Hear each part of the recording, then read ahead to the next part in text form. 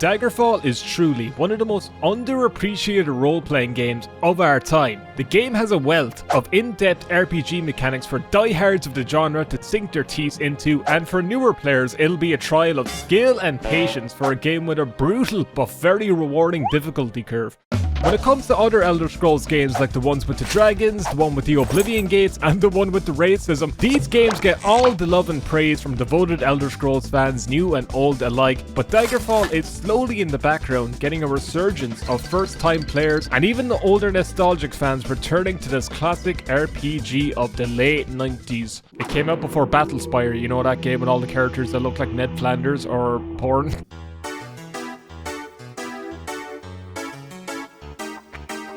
Now, a lot of Daggerfall's newfound popularity can be attributed to its fan-made open source engine, Daggerfall Unity. This fan project has brought Daggerfall up to its full potential by completely cracking open the game's code. Daggerfall Unity opens up the game to a plethora of bug fixes, performance upgrades, and best of all, mods.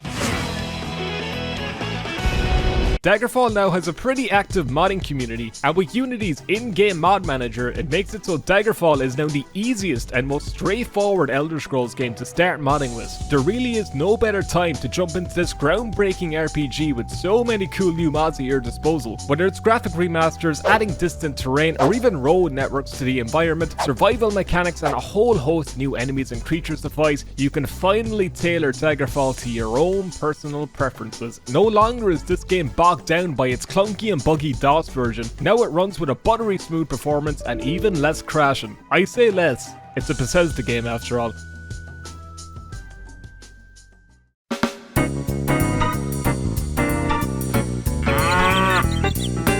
Sorry for gushing a little bit about Daggerfall Unity. I just really enjoy how fans have drastically changed the landscape of this game and truly opened it up to its full potential. Actually, I'm not sorry for gushing about it. Fuck you. Hello to all the new viewers, how are you doing? Did you also know Daggerfall's free? That's right, fuckers, I'll be linking the UESP version down below, which is my personal preference for downloading Daggerfall in a handy little DRM free folder that sets up everything for you. You won't have to go through that DOSBox bollocks anymore. With this EXE setup, it also makes installing Daggerfall Unity a breeze. When you're installing Daggerfall Unity, just find the original folder where you originally installed Daggerfall, and you're all set. It's that easy. Now, I do have to go over the fact that there's a GOG cut for Daggerfall, which comes with its own install of Daggerfall Unity and even a custom mod list completely installed for you. However, it's hard for me to recommend because I haven't played this version of Daggerfall myself, and I've heard that there's a few issues, including performance issues, and the mods that are included in the GOG cut aren't actively getting updated. Even the version of Daggerfall Unity is using isn't the most up-to-date version, so you're completely missing out on all the new features that Daggerfall Unity gets on a pretty consistent basis. Also, a lot of the mods that are included on that GOG cut are also being actively updated, but not on the GOG version, which is set. So you're essentially playing an outdated version of Daggerfall. It's not the best way to play. So my advice, download Daggerfall on its own, download Daggerfall Unity, look at all the amazing mods that are out there, and you're all set. I'll be going into my personal mod list a bit later, so stick around for that. So at this point, you're probably wondering, Mickey, what the hell is this video? You're just gushing about Daggerfall now. It's my video, I can do what I want. Please stay, I don't know what my audience watch time is going to look like for this. That'll be interesting. And you're right to be demanding me with pitchforks like Geralt of Rivia right up the ass while you're hovering your mouse over the X button in the top right. Alright, you win. So why are we playing Daggerfall today? Well, I was sitting alone in my room like I do all the time and pondered a question that no one else has ever thought to ask, and for good reason. Can you play Daggerfall without leaving the city of Daggerfall?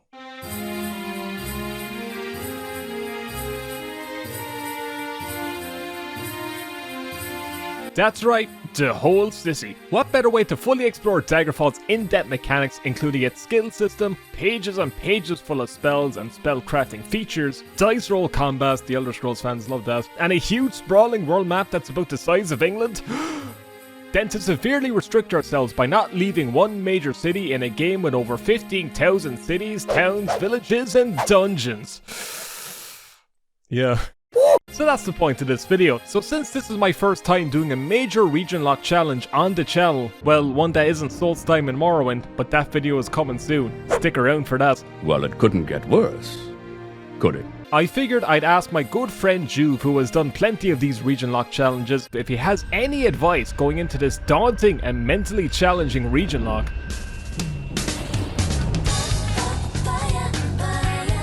I'm not giving you any advice. That's like my whole fucking channel. You can't take that. But you likely want to know what's the goal of this challenge, or if there's even an overarching plan. Well, we're essentially creating an overpowered character through grinding and amassing enough gold to purchase some of Daggerfall's most expensive properties. You thought it was bad trying to raise 25,000 septims in Skinrad and Oblivion? Why did they put a G in Skinrad? I'll never understand that. Well, in Daggerfall, some of the houses cost over 1 million gold and some even over. So this video is essentially going to be, can you make over 1 million gold without leaving Daggerfall? The two birds and the one stone, sure, why not? Now we're a YouTube and now I'm a proper YouTuber. With depression and everything, it's a clean sweep. So before we get into the meat of this video, I'm going to add a few plugs before we get started. Does that sound cool? I know it doesn't, but I have to get it out of the way. I streamed this entire challenge, so all the VODs for this challenge and region lock are on my second channel, the Micky D Definitive Edition. Has that joke worn off because the GTA Definitive Edition was like last year and people have kind of forgotten about it? Probably. But look, if you want to watch the entire run of this, uncut, raw and uncensored, it's on the second channel. It's linked down below. Also, if you want to catch any of these challenges live, then you can follow me on my Twitch channel, linked down below. I'd love to see you there. You can make fun of the way I say tree in person. Wouldn't that be fantastic? Also, when it comes to this Daggerfall Unity playthrough, I'm going to have my full mod list that I use for this challenge run also in the description. Now don't worry, the mods I'm using merely complement vanilla Daggerfall, and I'm not going to be using any major overhauls. I'm not going to change the experience much. I like original Daggerfall. It's pretty good. I highly recommend World of Daggerfall from this mod list, which changes Daggerfall's landscape to have breathtaking mountaintops and a whole host of new areas to explore in the wilderness. It's fantastic. To go along with this mod, I also recommend Distant Land, to make Daggerfall have some pretty breathtaking views for a game with a 1996 aesthetic. I also have a number of smaller mods sprinkled in, such as Skyrim-inspired loading screens, grass across the region, and my personal favourite, a mod that makes all the interior windows transparent so you can see outside. Hello? Are you looking at me? Is there something you want to say, bud? Do you want to have a go? This is scary. He's getting closer. Alright. Now enough selling myself out and peddling amazing Daggerfall Unity mods. Let's get on with the rest of the video. Alright, I'm all teed up like a proper Irishman. Teed up, I'm like Rory McIlroy, aren't I? We actually drink more tea on average than the UK per capita. Fucking take that. Google told me that. It's very trustworthy, alright? Now you may think going into this video that you would be severely limited by what you can do by only restricting yourself to one city in the vast landscape of Daggerfall. This game's huge, innit? But you'd be very surprised by just how much can be done in this one sprawling city. There's almost too much to cover, as we could put all of Daggerfall's systems and features to good use. Daggerfall is often regarded as the capital city in the province of High Rock, and it is one of the largest and oldest cities in the land. Though its status as the capital city is often argued by Tamriel citizens and even real-world Elder Scrolls fans alike. In-game lore states that Daggerfall boasts a population of over 100,000 races, and the in-game representation is honestly a great indicator of how large and how grand this iconic city truly is. This isn't Oblivion's interpretation of the Imperial City, which has about 800,000 to 1 million residents according to the lore, but when you actually see it in game, only boasts a handful of NPCs and a limited amount of buildings. Thanks PS3 and Xbox. Cheers for that. This is one scenario where Daggerfall's grandness gives it an advantage here, but you also have to consider that Oblivion's towns and NPCs are much more handcrafted over Daggerfall's randomly generated towns and blank slate citizens who all give the same droll information over and over again. Have I also mentioned they're really racist? Thankfully though, when it comes to this region lock, Daggerfall has just about everything we need in terms of guilds and services. So Daggerfall has guilds pretty similar to the ones you see in future Elder Scrolls games, and more modern fans of the series will instantly recognize these, and it even has its own little few unique ones. Daggerfall has a lot of guilds, though most of these guilds are often made up of randomized quests and objectives with no overarching story, with the only exception being a singular questline in the Fighters Guild that isn't a randomized quest in a dungeon. It's more planned and thought out. But generally, they're procedural quests. Get used to doing the same ones over and over and over again. Since Daggerfall's world is so large, it's the entire Iliac Bay region after all. The vast majority of the world is made up of procedural generation for its landscapes and dungeons. I really can't say the word procedural generation. I've been sitting here for like 5 minutes in front of my script. It was tough, lads, it was tough. A vast wilderness separates the cities and towns, and it can take hours, if not actual days, to travel from town to town in real time. You heard me. Daggerfall's dungeons are also made up of modules that are stitched together, creating endless variety and countless treasure-filled corridors to thoroughly explore. I'm starting to sound like the back of the box at this stage, because on paper, that sounds really ambitious and exciting. But in practice, all the dungeons end up generally the same, with similar looking sections all orgied together that long-time players can recognize and navigate easily with experience, while new players will get lost in a sea of the same wall over and over with no real visual indicator to guide you to your objective and back to the exit. Isn't it great? Old school gaming, folks, you gotta love it. And good luck using the in-game map system that it provides you. Even I can still barely navigate with it and its 3D pipe Windows XP wallpaper layout. I hate it. I've got better at navigating with it over time and with more experience, but overall I'm not a fan of this game's map system. But to be fair, what other kind of map system can you use? Now, the only real handcrafted dungeons in this game made with love and devotion and intention include the tutorial section and main quest dungeons. So all of this pointless information to me is great, Micky. How does all of this information relate to a Daggerfall region lock video? Sorry for the bit of a sidetrack, folks. There's a lot to cover when it comes to Daggerfall, and a lot of mechanics to go over. It's also Baby's first large-scale scripted project in a while, so sorry about that. Sims DLC videos have just completely broken my content creator mind, it really has. So most of the guilds that we'll be joining in this video will have these randomized quests and objectives, and we'll have quite a few guilds to choose from in Daggerfall, including the Fighters Guild, the Mages Guild, the Temple of Kinnereth, which is a temple as it states in the name, but the game's map classifies it as a guild, and not one, but two Knights of the Dragon establishments. Sorry, Dark Brotherhood and Thieves Guild. While they exist in the game, we have to leave the region to complete the quests in order to join. We also have every shop and service you could possibly have, and then some. Like, genuinely, there's multiple general stores, alchemists, jewelry stores, pawnbrokers, smiths, bookstores, clothes stores, and banks to store all of your money, which is a handy little feature since gold has weight in Daggerfall. I know. Banks also allow us to take out loans and purchase property, including a variety of houses and even personal ships. A nice big house would be a great goal to have at the end of this challenge, considering that the houses in this game can go for upwards of 1.2 million gold. That's a lot of coinage. All the houses in other Elder Scrolls games just seem like pennies compared to that. Well, not ESO. They charge real money for those. They charge a lot of real money for those. What? No. But you have to admit, the Daggerfall housing market is pretty realistic, considering how similar it is to Ireland's.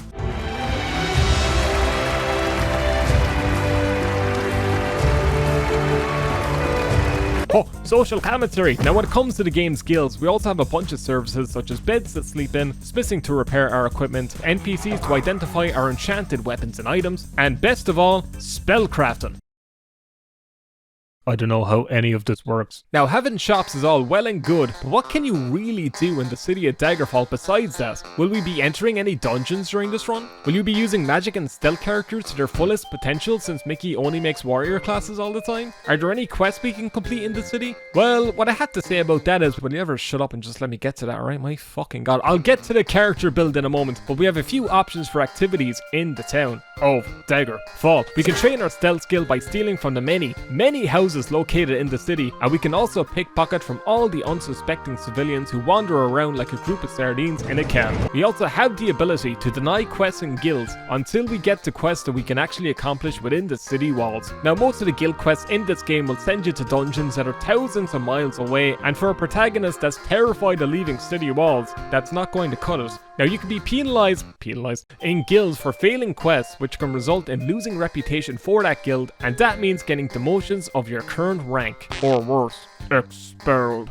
But thankfully, turning down quests doesn't result in a reputation loss, so we can keep rejecting guild jobs until we get the quests we want that can be completed without leaving the town. Alright lads, so I'm recording this in post, and now I'm just learning that the Daggerfall Unity launcher has a nice little box where it says Guild Quest Player Selection, and if you select this, it presents eligible guild quests in a listed box for you. I had a whole part of my script saying where I thought this was a mod, but no, it's actually built into Daggerfall Unity. You can just select the box and you can pick any quest you want in a guild list. I never knew this was a thing. I feel so good after finding out this information just now. Don't be me. So we have all the guild quests covered at this point, but I can't just keep killing rats and infesting someone's house for the Fighters Guild over and over and over until I get promoted 10 times, can I? Well, we're in luck. Way in the north on the map is Daggerfall Castle, where the king and queen both rule over the kingdom of Daggerfall. And by that I mean they just stand around doing nothing while surrounded by jesters. You can kill the guards around the king and queen and they don't give two shites. But located under this large and grand, unsuspecting throne room is a vast dungeon that spans multiple dank, dirty, wet and musty chambers that we can plunder. That all just sounded like the tags for a Pornhub video. Or a Skyrim modding video. So all in all, we have a big task set before us, plenty of things to be doing and goals to accomplish. So how about we finally jump into it and go over the class and character that we'll be attempting this monumentous task with.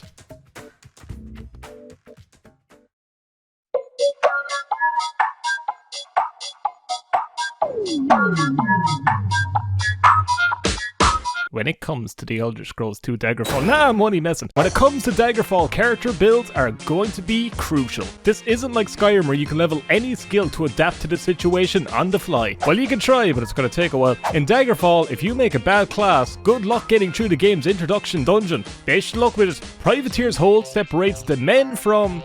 the men who make bad classes, I guess? Who writes this shit? Oh yeah, I do. If you don't build the right character in Daggerfall, be prepared to miss your attacks, not have enough magicka to cast your spells, and debts, more debts. More debts than a banker.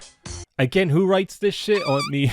Get used to seeing those hooded dudes carrying around your coffin a ton your first few times playing, or all the time if you're me. Faster, better, cheaper, no line rental fee. For more information, see imagine.ie. But thankfully for this challenge, since we only have to worry about sticking within Daggerfall's cozy city walls, we'll be running through Privateer's Hold as quick as we can. Also, since I'm a pretty knowledgeable coward when it comes to Daggerfall, I know how to quickly run out of the introduction dungeon. It's very easy if you know what you're doing and you avoid every single enemy. It's great fun. Picking up items here from this introductory dungeon is strictly prohibited. We're dashing out. It's also why I'm really thankful Daggerfall Unity has a sprint button. Good job, team. Fair play. Good hustle. So what kind of character will we be making use of once we're inside Daggerfall's walls? Well, to everyone's honest surprise, we'll be mostly using magic and stealth to get the most out of this region lock. Daggerfall separates all the skills for your class into three main categories: primary, major, and minor, all of which the game takes into effect and calculates your advancement of these skills in order for you to level. All of that means is to be sure you have your most used skills in primary and major. So my primary skills for this playthrough will be stealth, destruction, and restoration. These three skills will set the stage for my character, a female Argonian called Liam Neeson. I was having a slow day thinking of names. Say hi, you probably already saw her in the intro. She has loads of outfits. I love the outfit system in Daggerfall. It's pretty in-depth and pretty good. Play this game. Stealth in this challenge run will be used to break into the many houses in the vast city of Daggerfall. Pillaging from these houses will give us plenty of opportunities to level our skills. You would think. So here's the deal with that. I've realized that while researching for this video, I do a bit of reading. Sometimes stealth only affects the enemy's ability to see you in combat. It has no bearing on pickpocketing or stealing from homes and shops. The joys of old school gaming, huh? To be fair, I was going into this with a more modern Elder Scrolls mindset, so that's kind of on me. In fact, it's all on me. Take the blame, you bastard. Thankfully, I've taken lockpicking as a major skill and pickpocketing as a minor, so our dreams of being a legendary thief who's celebrated in the annals of history aren't off the cards. Who thought of the word annals? That's funny, innit? Destruction is our second primary skill, which will be a very good offensive to have. Fire spells, shock spells, the whole shebang, and we have spellcrafts in too, that will give us a good edge. With restoration being our last primary skill, so we can heal our character of wounds and also cure any poisons and diseases we have. You might think that Argonians would have a bonus for resisting poisons and disease. You stupid idiot, this isn't later Elder Scrolls games, of course they don't. Instead, they have a reduced fatigue loss when swimming and can hold their breaths longer than other races. Yeah, brilliant. I've taken Mysticism and Illusion as major skills to open us up to a whole host of extra spells such as Slow Falling, which is really handy in big vertical dungeons with lots of drops. American Recall, so we can quickly travel back to dungeon entrances to drop off our loot. Levitation to soar to the heavens on our own will. Karma Chameleon spells. Open lock spells.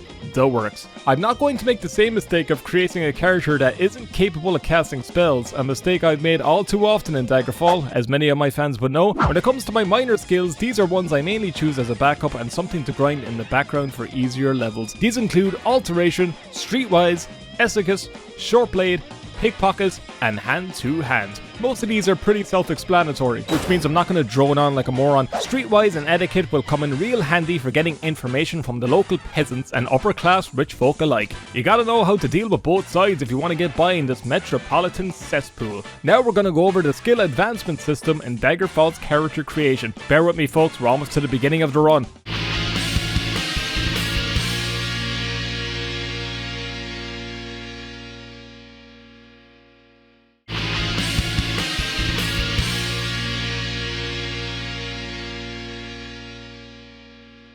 Now the skill advancement bar represents how difficult it'll be for custom classes to learn a new skill. It essentially shows how fast you'll level up, with difficult meaning very slow and easy meaning pretty quick. We want this bar to be as low as possible in order to learn skills quick and level up fast. This is more important for my sanity, so I'm not grinding skills in the same boring places over and over for hours on end. This is where advantages and disadvantages come into place. You can select special advantages to give you a leg up in gameplay, such as increased magicka, bonus chance to hit, immunity to magical effects, rapid healing, and so on. Choosing any of these advantages will raise the skill advancement bar, meaning it'll be more difficult to level up. But we can offset this raising the advancement bar by selecting special disadvantages. These disadvantages can range from critical weakness to magical effects like fire and frost, making certain armor, weapon, and shield types forbidden so we can't wear or use them, inability to regenerate spell points, you get the idea. So what we can do is balance these advantages and disadvantages so we can get some useful benefits for our character while also keeping that skill advancement bar low. Now this is where character creation can get really fun and complex. No two characters will ever end up the same with so much choice and advantages to balance. Since my character is a thief who defends himself with magic and hand-to-hand, I forbade them from using certain shields like bucklers, kite, round and tower shields. I also forbade materials such as orcish and steel. These disadvantages made it so that my skill advancement bar is now in the red. I neglected to mention that the game won't let you advance forward with the sword indicator in the red, so we're forced to pick an advantage to bring us up a little bit over that red bar. I made good use of these open slots for advantages. I gave myself increased magery, 3 times intelligence for more spell points, and also gave myself spell absorption. We shouldn't have to worry too much about not having enough spell points to cast the wealth of spells available to us. Absorption too should also come in handy during mage battles because magicka doesn't regen during combat. It'll give us that edge during long battle sessions in dungeons when not being able to rest with pesky enemies nearby. That's a problem in this game too, get used to it. And now we get to our attributes. Don't worry folks, we're almost there. If you're a veteran Elder Scrolls player, these will be familiar to you and most are self-explanatory, so I won't go over what most do. Here we get to roll our attributes until we get a good balance of the values we want. I kept everything here fairly level, mostly just to play it safe. Endurance, intelligence and agility will be taking priority starting off, and that's pretty much it. Now we can set off on our noble quest for Uriel Bald Septum and finally begin stepping into this gargantuan challenge before us.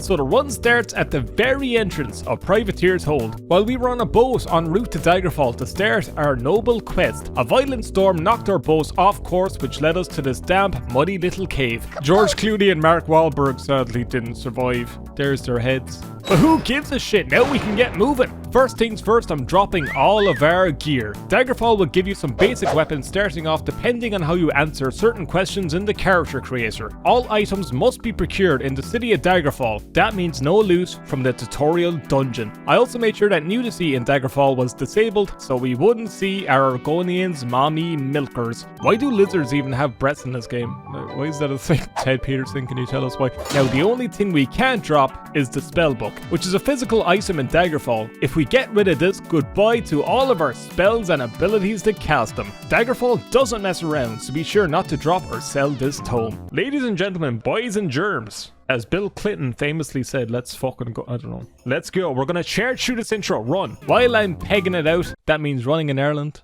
I swear. It also means being fucked up the ass. Through the tutorial dungeon, I can see what spells we have available to us from the beginning. Shock, Karma Chameleon, and Slowfall. These three are very useful spells for any beginner mage, and they should serve us well as we find our footings and need to defend ourselves from the many bandits and enemies that surround Daggerfall's border. Naked, nice cock. Oh. Giant bat just fucking croaked it, lads. But we hit our first hurdle as I leave Privateer's Hold. What do I do for gold in order to travel? Daggerfall City is halfway across the province from Privateer's Hold. It could be hundreds of kilometers away. Thankfully, Daggerfall does start you off with a small portion of gold. We had to use these paltry gold reserves before reaching the city. In my opinion, using the gold and not dropping it with the rest of my starting equipment was needed here. The rest of the gold will be dropped before entering Daggerfall's city walls, so we can go truly man versus wild all over it. Well, female Argonian versus major metropolitan city, that still counts, right? We don't even have to drink, are we? They see Argonians as slaves anyway, so it might as well be a brutal wild landscape to them. Actually, as I'm reading the script, can't you just travel to the city without spending money if you camp?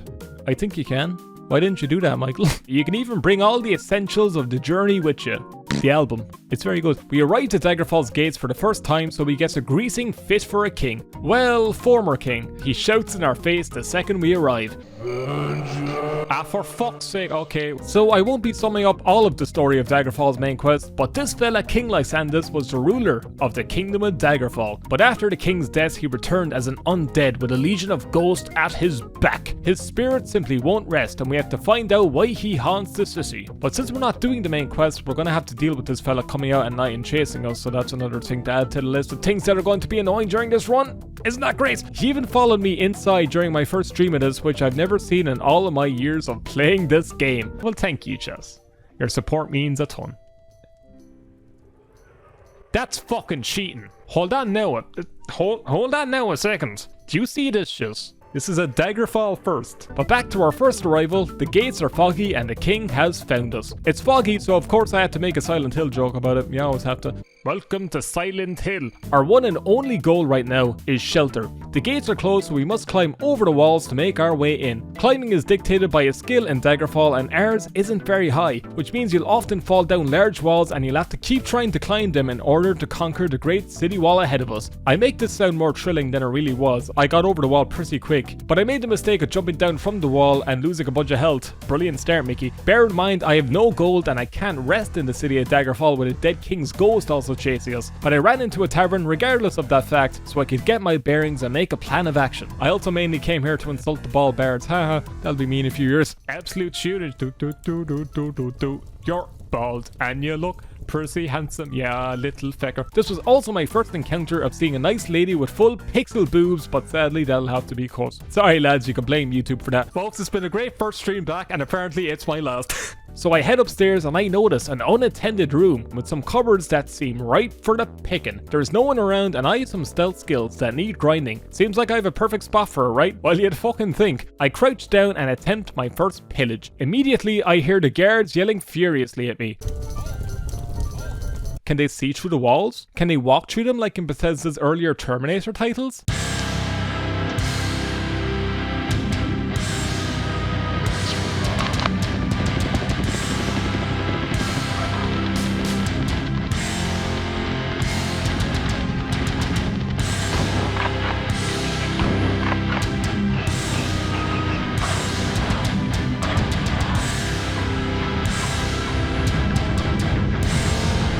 Well, apparently because I get caught searching these bed-end cupboards every single time. Notice how I'm crouching to steal from these chests? Well, I've been told that that doesn't have an effect on stealing chance, neither does casting the chameleon spell to shroud yourself. You'd think both of those things would help your chances, but nope. I was swiftly apprehended by the city guards who don't have better things to be doing than breathing down an Argonian's neck. It's honestly insane how quickly they can catch you for stealing. It puts Oblivion's iconic jump scare guards to absolute shame.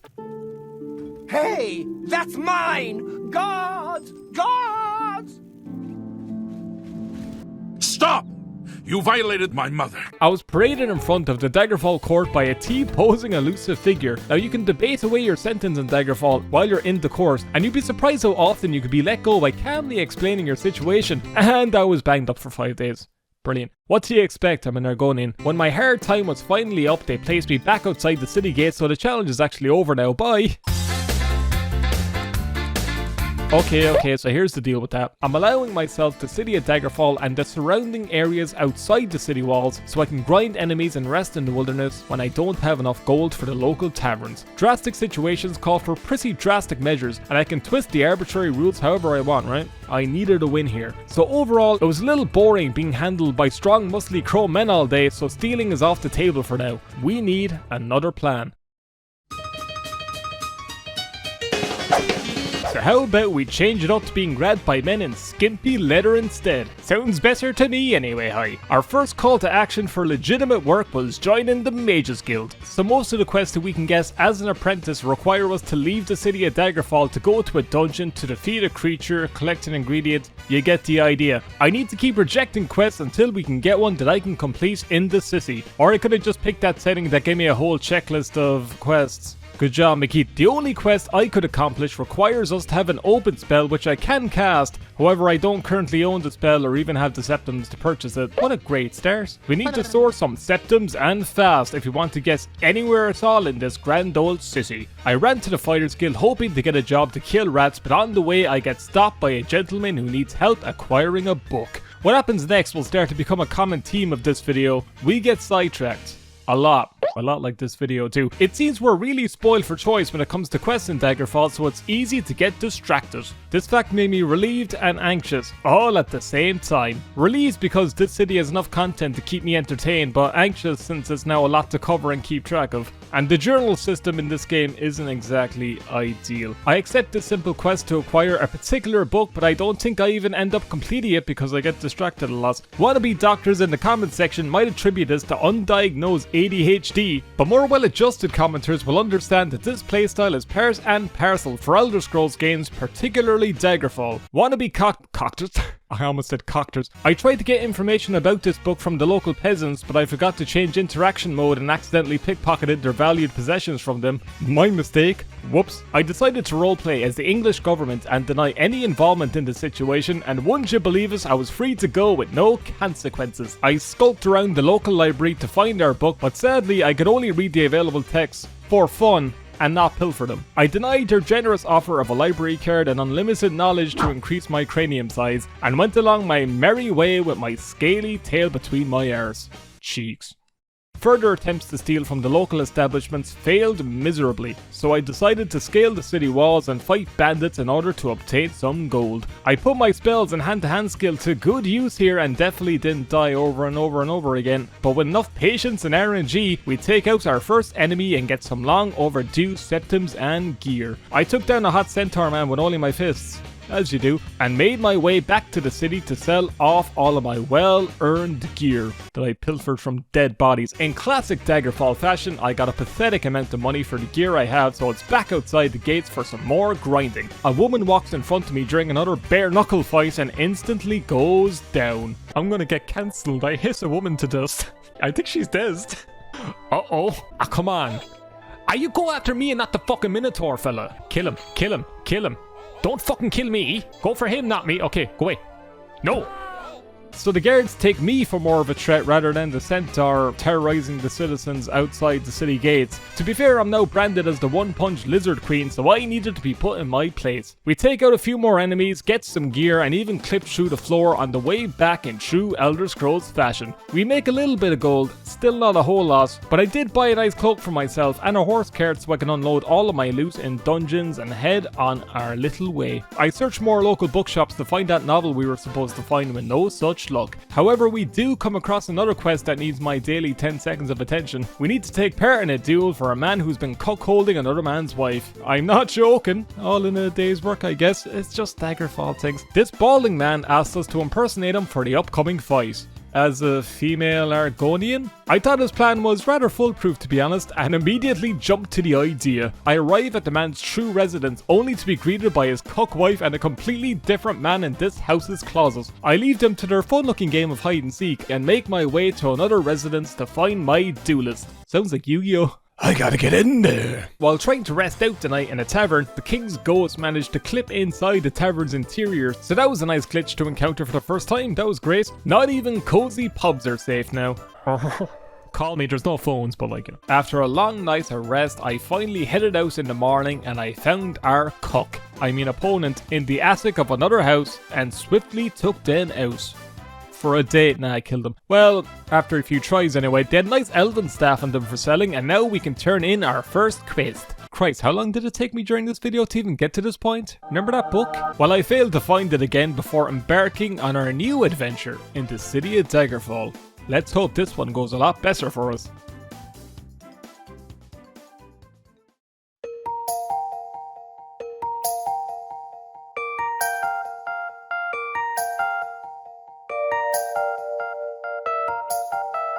It is now time to take our first steps into the one of many hundreds of dungeons available to us in Daggerfall. Or should I say our only dungeon that's available to us for this one excursion. Upon entry to this castle, we're given terms and conditions that we blindly accept without reading like a true millennial. And my first order of business is to intimidate the guard guarding the dungeon entrance. Excuse me, Sir Knight.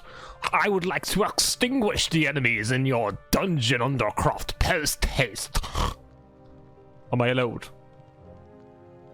For fuck's sake, let me in! I try my best to open the door with my pitiful lockpicking skill, and if you can believe it, it was the wrong door. But a handy feature of Daggerfall Castle is that if you piss off the guards, you can leave, and when you re-enter the establishment, they'll forget all about our door bashing and any other crimes you may have committed. A handy little exploit that we'll use to the best of our abilities to plunder as much loot as possible. So like a true Irishman, I resort to using my fist to knock down the right door, and finally we enter below the depths of Daggerfall Castle. Now here's where the true grinding starts. Here we can make use of a good majority of our skills, including magic, combat, stealth, pickpocketing, lockpicking, and stealth. I said stealth twice in my script, you absolute moron. But before we do that, look at the ass on this random guard. Isn't that wild? Whoa, why does it hang like that? Anyway, many a shirtless man will be fought and many a game over screen will be seen, but eventually will be a powerful force to be reckoned with. The routine now involves grinding my abilities on the infinitely spawning bandits and creatures and running back to the castle entrance to drop off all of our loot in the castle's entrance. It's a laborious and repetitive task, but it's our number one way of making absolute bank. We'll need to settle in and get used to this dungeon's layout, because this is our quickest way to acquire a 1 million gold Daggerfall house.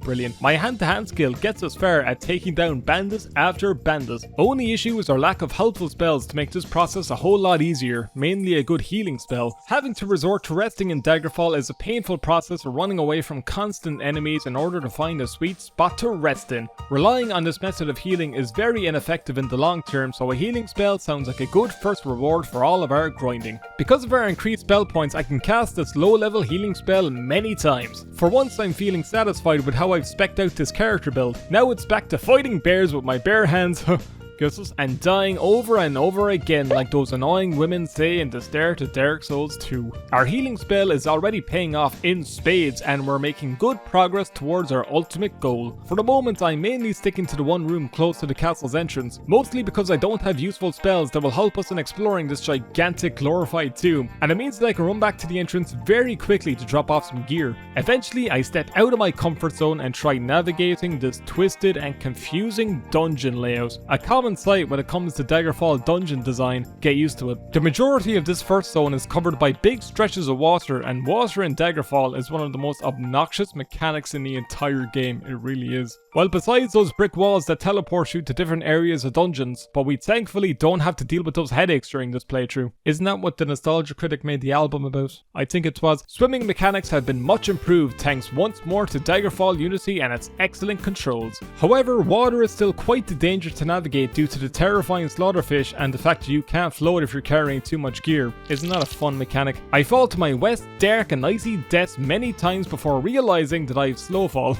You genius. A handy little spell that will help us float across the awkward architecture of this place. It also helps with making sure we don't take any fall damage, so that's a plus. After navigating all these many dangers, we're able to slowly but surely fill up our carts with a vast wealth of loot. I explored deeper underground like the Jamiroquai song into this labyrinth's depths to get better acquainted with its many twisting corridors. Now I've got a good routine of exactly where I need to go to efficiently make it quickly back to my cart. As you can tell by looking at this dungeon for a bit, the walls are all plastered with the same texture for the majority of this tomb, so you better be making a big mental note of the layout. There's no environmental features to guide you safely out of here. This is Daggerfall and it's not fecking around. You can also be my guest in trying to navigate the Windows XP pipe screensaver of a map, but I'm not putting up with it. A couple of instances of kicking women bandits down the stairs later, it's fine, I'm a female Argonian, that means it's fair game. And we have a good amount of loot to finally go back and sell. I exit out of the dungeon to be greeted with a blanket of darkness over the whole city, so we must retreat back into the castle to rest until daytime. Thankfully the guards forget all about our past actions and let us rest until day with no consequences or pesky loitering laws. We visit our first blacksmith so I can sell all of the loot on my person. And how much gold will we get from our first big excursion of killing and looting? 900 gold. Keep in mind our goal is 1 million in order to fulfill the far off Irish dream of joining the property ladder. I figured I'd use my first big paycheck to buy a bunch of spells that will help us in our adventure, such as that open lock spell, which would be really handy in completing the one and only Mages Guild quest that we can accept for now. American Recall is also our next order of business, which will allow us to quickly teleport back to the entrance of dungeons in the click of a button. However, the only downside is that we have to manually use the spell to place an anchor point every single time. It's a great mechanic. It's even more annoying as it sounds, as there was many times I'd be deep in a dungeon, we nicknamed your mom, and I always forgot to cast my reference point, meaning I'd have to take the long walk of defeat all the way back to the entrance. But it's a handy spell when I remember to place my anchor point, so that's something. That's a positive. The Cure Poison spell I also purchased will be essential. Poison in Daggerfall doesn't feck around. It lasts a long time and often can't be waited out. It's very much a beginner's trap that can leave you soft locked, and if you haven't saved in a while, good luck to all that progress. These are the realities of Daggerfall that you'll just have to get used to. If you don't have a spell, you can cure poison by buying a potion. That is, if you can find one. I've often visited many alchemists with no sign of these potions to purchase. The only time I ever come across them are on the corpses of enemies, but that's rare and really can't be depended on. But thankfully we can also cure poison in local temples. That sounds good, right? There's always going to be a temple in most major cities of Daggerfall, but here's the thing. I hate that joke. You can't cure poison unless you're a high enough rank. There's always a caveat, isn't there? Being able to cure poison with a simple spell will be a godsend during this run. The last spell we purchased is a staple of classic Elder Scrolls magic, Levitation. How can you not turn down a spell that lets you fly to the heavens to spit on the locals and float through awkward dungeon architecture? Want to know my favorite fact about Levitation in Daggerfall? It even affects your trusty steed. This type of freedom in the magic system is poorly missed in more modern Elder Scrolls games. They seem really restrictive and stripped back in comparison. Ever wonder why you can't levitate in the city of Mournhold? Well, in-game lore states that levitation magic is outlawed in Almalexia's Utopia for some unexplained reason. Seriously, they don't tell you this in the lore at all. It's just outlawed for some reason. Why? I'm not going to tell you. But it's honestly because Bethesda didn't want you seeing the big stretches of water when you TCL over the city walls, which are glorified big interior cells with a skybox. Back to Daggerfall though, when it comes to this challenge, less really was more. When you're working with a smaller world space, you really start to appreciate the tools at your disposal and how you can make your own fun with the limitations we're given. As someone who is a casual Daggerfall player, I've gotten a whole new appreciation for this game. If you're hankering for a new Elder Scrolls game but haven't gone back to Morrowind and Daggerfall, play these games, folks. I'll say it again. Daggerfall is freeware now. You owe it to yourself to try them, even if it's just for the sake of curiosity. And also because the next Elder Scrolls game is like 5 years away. Isn't that a fun thought? I'd also recommend reading the manuals because when it comes to these older games, they explain their mechanics really well. But it's all in that physical booklet and not explained fully during an in-game tutorial. Back to the challenge on hand, the new spells we acquired are put to good use in the one available dungeon we can visit. My restoration, alteration, hand-to-hand and stealth skills are leveling up quick, and those player levels are starting to stack up. By quick I mean we're around level 3 at this point, that's more than one at least. I've also started making it a habit of kicking bandits into the water so the slaughterfish would absolutely tear into them. One of my favourite Daggerfall pastimes. Now that we're properly set up, it starts to set in how much of a grind this is going to be. I'll have to start getting used to these claustrophobic same textured walls because now the grind really begins. All we're doing from this point forward is grinding levels so the enemies drop more powerful loot, valuable gear and completing whatever guild quest we can accomplish while confined to the city walls. The more we explore this dungeon, the more unique rooms and structures we start to find. This generated abandoned throne room really appealed to me while grinding, with many different levels for enemies to spawn on, and also perfect to kick them off of. You've got to wonder if there was a previous member of the Daggerfall royal family that used this vast underground throne room, perhaps to lead and train a huge undead army, or it could be a private execution chamber away from the eyes of the Daggerfall residents, or it could be just a certain throne room module that gets reused a lot in Daggerfall's dungeon procedural generation. It's probably just that. But anyway, back to the tit punching, shock casting and kicking enemies into pools of slaughterfish. We're slowly filling up our carts with bigger and better loot.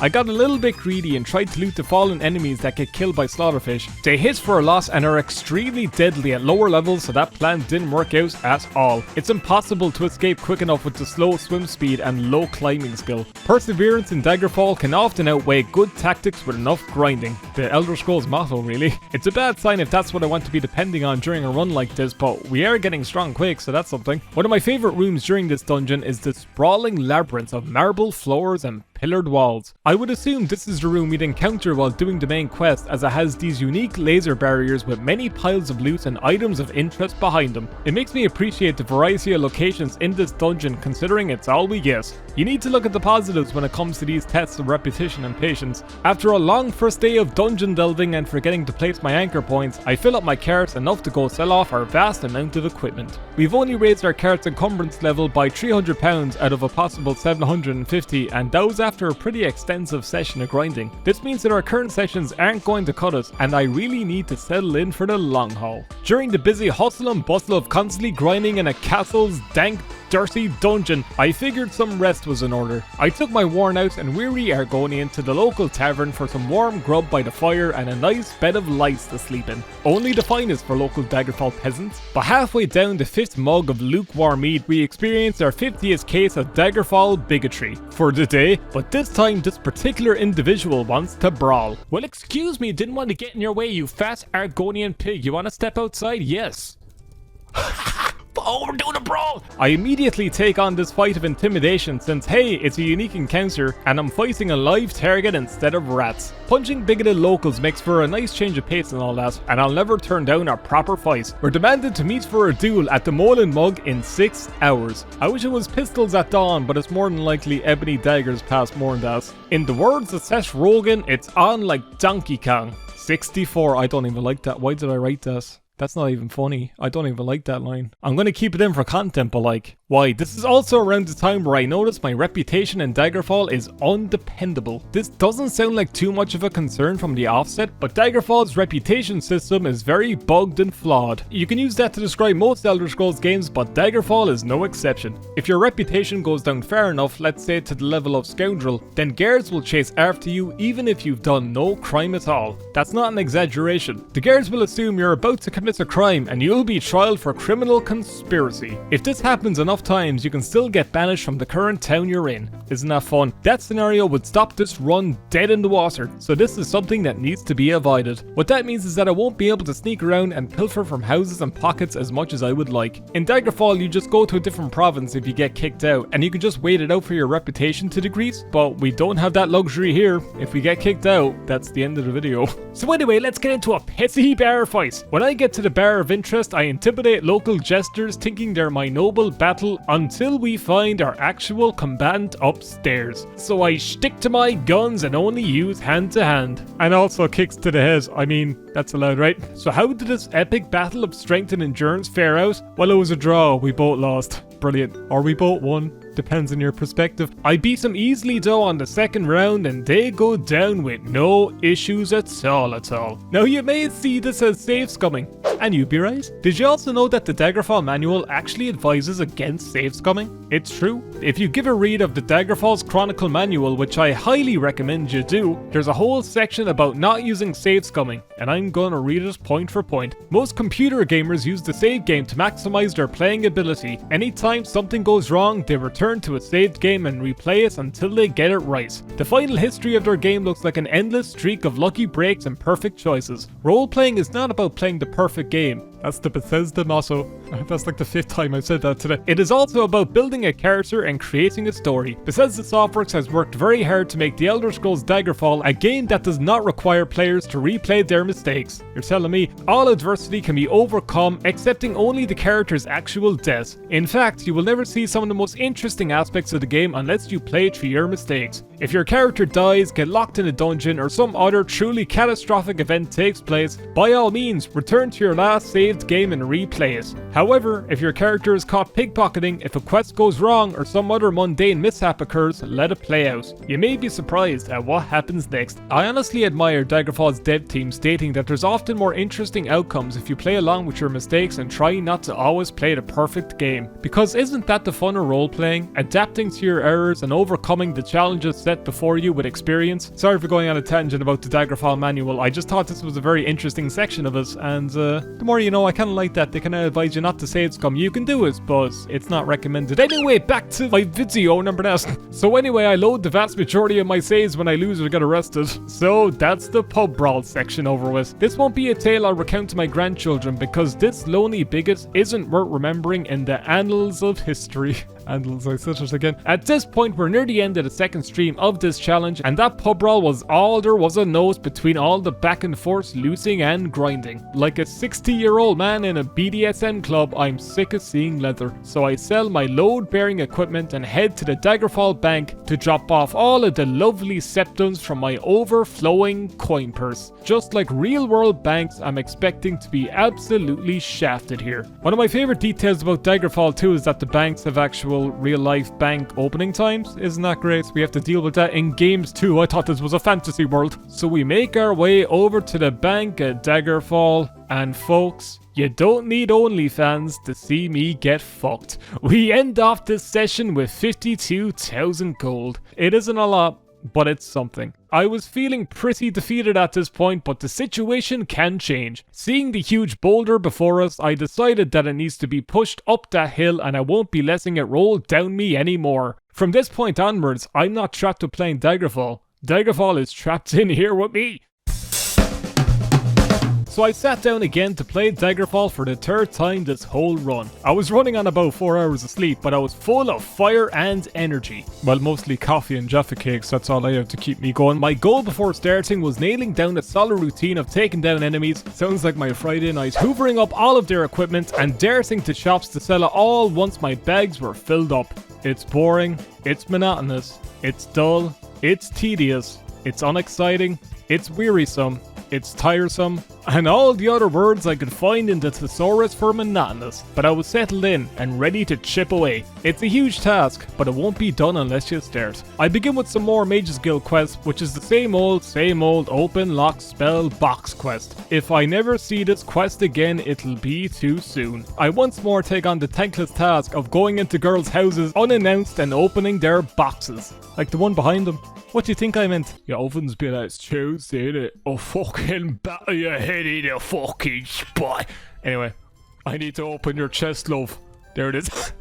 After grinding this quest a few times, I got a bit bored, understandably, and figured it's time to join the Fighters Guild to grind their tedious quests again and again. I get a huge lecture about the Fighters Guild and its reputation, how it seems like a fine establishment to test my skills to the fullest, and how it's far removed from some knightly order. There's real pride to being a Fighters Guild member. Oh yeah, by the way, he said I couldn't join with my current reputation. Thanks. What was the point of that huge spiel, Atism Master? We can get more reputation with the Fighters Guild by taking on smaller side quests that will boost our standing within the guild. What's the point of these smaller quests since the Fighters Guild steward gives them to us anyway as if we were a member? While you don't get gold for these, they pay us in literal exposure of not being a total knob. A lot like the Tin Lizzy song of the same name, I needed to work on my bad reputation. But before we do that, I'd take a quick visit to the Knights of the Dragon to join up with their lovely group and see what sort of lovely quests I can undertake there. The answer was none. All of their quests required me to leave the city. But a handy little bonus of being a member of this guild was that all of our tavern stays are now free of charge. I never knew about this benefit. It surprised me at the time, especially since I didn't do any quests for them at all. I like these little bonuses for joining certain guilds. It'd be a welcome feature to bring back in newer Elder Scrolls games. Sometimes it's not about completing all the quests just so you can become the new leader only 2 days after people were calling you a novice. Also, strange thing about the Knights of the Dragon quests, they were all about saving princesses. Like, all of them, sincerely. Since my name isn't Mario last I checked, I said fuck you to death and left to raise my rep with the Fighters Guild. I accept a basic quest about killing a spider in someone's home and we head on our way. A jolly voice welcomes us inside their fine establishment. I always picture these residents as the king from those Zelda CDI games. But I wonder what's for dinner. I also never guess how trusting Daggerfall residents are with random strangers entering their humble abodes. Jolly voice, welcome to my home. I just imagine it's like the king from Zelda CDI. Welcome. I wonder what's for dinner. But I wonder what's for dinner. But I wonder what's for you're for dinner. I go upstairs. Yeah, fucking dirty. Bye now. I'm here to kill your spider who went up your spout. Folks, I need you to be sitting down for this part. I'll put the kettle on. I don't know how to break this to you. Now, it's not easy for me to tell you this, but the Daggerfall spider is dead! We turn that devastating quest in and get started on our next one of clearing out rats. That's right, Fighters Guild rat quests go back this far. It's funny how the Morrowind quest was a reference to Daggerfall, and then the Oblivion quest is a reference to Morrowind, but also a reference to Daggerfall. I also like how the twist in Oblivion was that you actually have to protect the rats in the Fighters Guild. I thought that was kind of funny. I'm very easily entertained. The familiar pattern we're all used to is back once more. The funny thing about these rat quests is that you don't even need to clear out the houses of all of the rats. Only enough to stop an infestation so you can leave a house still filled up with rats and turn in a job well done. After all this tireless labour, which boils down to us just being an exterminator, we're finally able to join the guild. So what's our first task of being a fully fledged member of the Fighters Guild? A house infested with giant rats.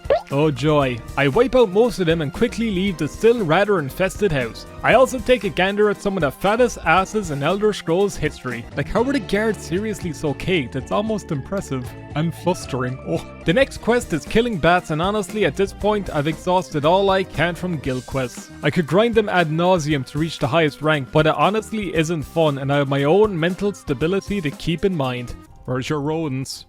And I don't mean your wife. A stronger willed person will be able to grind these out, but I sincerely can't. So instead we're going to do something even more monotonous and grind guards in the same throne room so I can level up quickly and guess even better loot. So we begin another arduous grind that's going to last over 6 hours this session. Why do I put myself through this torment? Oh yeah, views and attention, that's why. What else would you be doing it for? What better way to arrive to our mental decline than to hover with our Heartsy? I should have named him Roach because of how often he just soars over houses. Now this whole section of grinding was strange looking back. Instead of properly exploring the dungeon so I could put all of my skills and magical abilities to the test so I can effectively level, I mostly grinded the bodyguards in the throne room. At the time I thought it was a rather sound plan since it's very close to the entrance where I could drop off all of my loot, and I can keep exiting and re-entering to infinitely respawn the guards, but this isn't a very effective method of grinding I found. In all honesty, it's a great way to plateau. I'm only really leveling combat skills and not others like my many magic skills for exploring and lockpicking abilities, which would have been slowly leveling in the background. The more I improve these skills, the faster we level and the higher chance we have of getting better gear. I was dead set in my ways though, so I was settled for a mind-numbing evening of not a lot of progress. There's not even much I can commentate over. How do I make faffing about in the same room entertaining? But just like a college girl who wants to pay her tuition, our wagon is slowly filling up.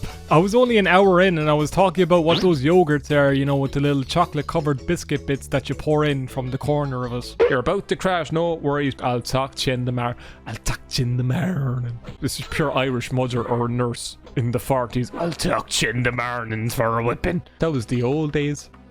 And some places in the now. I'd fucking love yogurts. I'd love a fruit corner. Remember the corner yogurts with like the little like circle bits of like, it was like biscuit stuff and you put it into the yogurt and I forget the actual name of it. They were nice.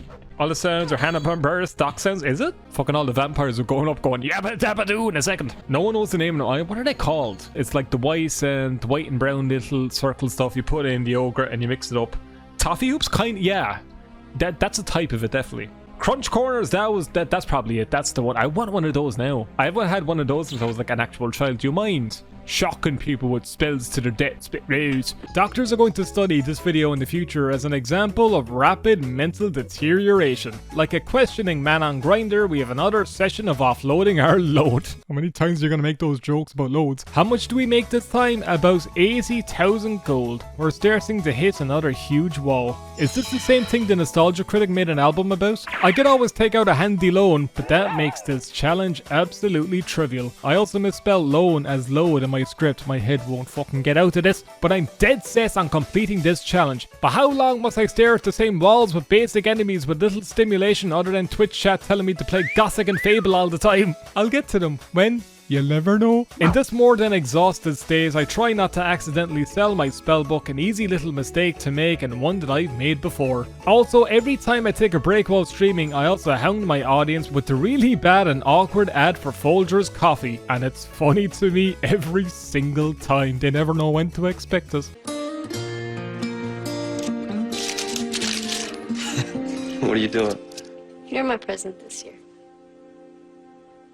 The best part of waking up is Folgers in your cup. So I went to get some Barry's Gold Blend tea and I came back with a vengeance.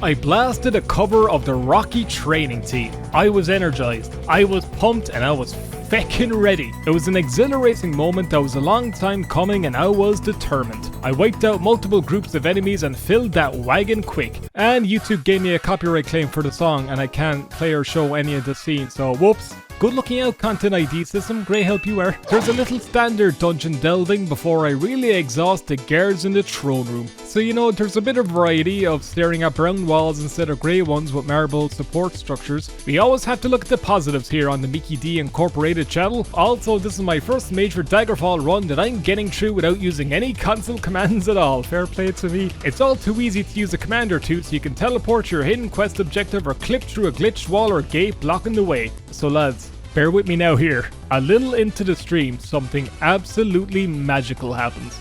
Get seated for this. You're probably sitting down already. With your hand down your pants. Guess this out, you dirty fecker. So for years of my life, the line, "Northern boys love gravy," has been ripe in my noggin. It comes from an old ad for gravy, but this was a line I heard jokingly during my childhood so often. I searched for hours, days, weeks, actual months, for a clean voice line of this iconic line, which I came to learn was made even more popular from a Soccer AM star from their panel. You didn't think you'd hear Soccer AM mentioned during a Daggerfall video, did you? Well, get used to my channel. Everywhere I looked, I only found bad recordings and static-filled, jumbled, underwater sound bites of this very line I was looking for. But then I got this comment. After ranting about it on stream like I do quite often, a link appeared on my chest. Not him, that link.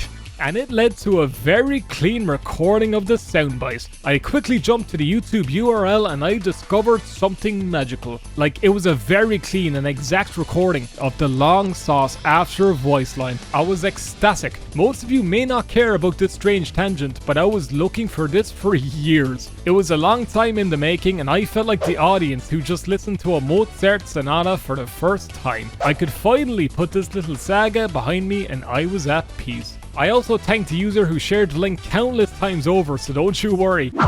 association with gravy. Ooh, northern boys love gravy. You fucking legend, that's so clear. How did you find that? Oh my fucking god. Yeah, you fucking ledge. Naturama, VIP, you're the biggest fucking VIP of this channel, and I mean that sincerely. You are the star of the show. This is what I love about streaming and content creation. We've brought this piece of lost media back to the forefront, and now I have that MP3 to spam for many streams and videos to come. And for your listening pleasure, folks, with no music or anything, here's the whole line isolated. Topless weather in association with gravy. Ooh, northern boys love gravy. Isn't it? Feckin' beautiful. So around this time is when materials like adamantium start dropping, and now things are starting to look more prosperous. Slightly better material, slightly more dosh, money, wonga! I also made constant jokes about dismissing the castle being Astor. Be careful. Won't want you willing to go all out, would we? Oh. Also, I'm looking at the script now, and I've crossed over 10,000 words at this point. Am I a video essayist now? Ah, shite. Folks, if you're enjoying the video and you've stuck out my long, boring rants and sidetracking for this long, a like goes a long way. I figure it's easier to ask for likes way late into the video. It settles better on my content creator conscience, let's just say. Do YouTubers even have those? Probably not. So later into this playthrough, I discuss why sleep paralysis monsters always have to be big scary feckers. It's always demons or hat lads. Why can't it be a nice lad in a hat who says, "Top of the morning, how are you? Do you want a cup of tea?" and then he fucking disappears. We were getting into the dark topics this deep into the caffeine-induced stream. But I was also singing Take Me Out by Franz Ferdinand to keep my spirits up to balance things out. I could take you out, Liz, right? I could take you out, I say you don't know. Another day, another session of selling plundered loot from dead bodies, and this time it was starting to add up to a bit. The estimated value was getting to be close to 60,000 gold. Are we getting to a stable level? I sell this mountain of loot and we end up with a very generous 16,000 gold. I'm fuming. GameStop would give us better trade-in values. Well, I shouldn't go that far. I take back all of my stuff to find a better shop to get the gold amount I deserve. So we pull up pawn stairs and travel around the city to find a shop to give us the best prices. Now, the description when you enter a shop in Daggerfall indicates the quality of items and even how much gold you can get by selling your loot. We just need to find the right shop to get the best prices. I settle for some decent weapon prices, and I even do a bit of clothes shopping. You've seen a lot of examples for Daggerfall's clothing during this video, but there's so many cool outfits and styles you can wear, and it's all been vanilla clothing. My Argonian looks like a cool Kill Bill character now. Back to the bank like a man being hassled to pay back a bill of €5 or face jail, and we've only just crossed 100,000 gold. So close, but so far. We're 1/10 of the way overall. When will we start seeing decent money? I may not sound it, but I was genuinely gutted at the progress so far, since I've been sitting here trying to make a dent in our goal. But this isn't going to wear me down. It's going to be done. I'm not going to be defeated by this. This is truly where I prioritise grinding the enemies in the guard room and keep darting to and fro to sell me well-earned loot. We're just crossing over to level 9 now, and it's no surprise really now that I think of it why we're getting pretty naff loot drops. I mean, I'm not even that high of a level. But very soon we're gonna cross that barrier and hit the big gold amounts. You understand the name of the game at this point. Grind until we sell. Rinse and repeat. So how much gold have we culminated after the long and arduous 7-hour stream? About 330,000 septims. Over a third of the way there, but I'm tired, deflated, and my motivational energy has fully diminished. I'm stepping away from Daggerfall for now. We're gonna come back at this another day. But I need a rest. I need a break. But I'll be back. Oh, we'll be back.